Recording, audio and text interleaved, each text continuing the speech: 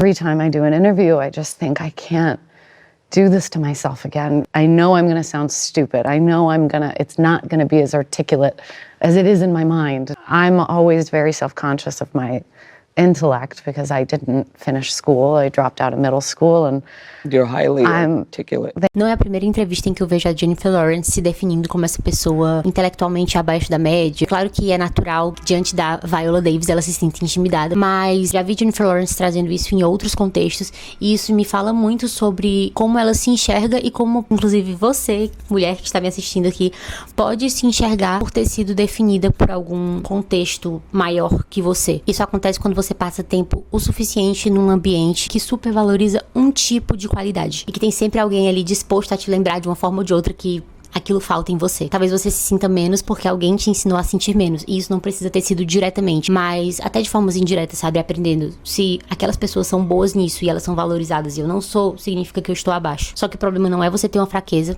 Todo mundo tem, é você se definir a partir disso e se limitar de alguma forma por conta disso. Você é uma composição, você é um ser humano, você não precisa ser boa em tudo. Mas é um problema quando você aprende que aquelas coisas em que você está abaixo, elas são as mais importantes e elas que vão te definir pro resto da tua vida. Esse peso foi colocado aí de alguma forma. E aí você começa a fazer o trabalho pelas outras pessoas, você passa a se autodepreciar antes que elas façam isso. É por isso que várias vezes eu vejo a Jennifer Lawrence trazendo essa pauta, ela deixa claro como isso é algo que traz ansiedade pra ela. E é interessante porque eu nunca olharia pra ela dessa forma. Eu olho pra ela como uma atriz brilhante, que tem um senso de humor tão aguçado e um carisma tão grande, sabe? Parece que essas coisas são ofuscadas quando ela lembra que ela não é inteligente o suficiente, porque ela não terminou a escola. Uma regra que foi estabelecida, eu não posso ser inteligente porque eu não acabei a escola, portanto sou burra, portanto tenho que me sentir constrangida, tenho que me sentir inferior em determinados ambientes. Só que essa autodepreciação não é solução. Isso só aprofunda o ciclo, porque em algum momento você aprendeu que aquilo era verdade, você passou a reproduzir como se fosse verdade, e você passou a se comportar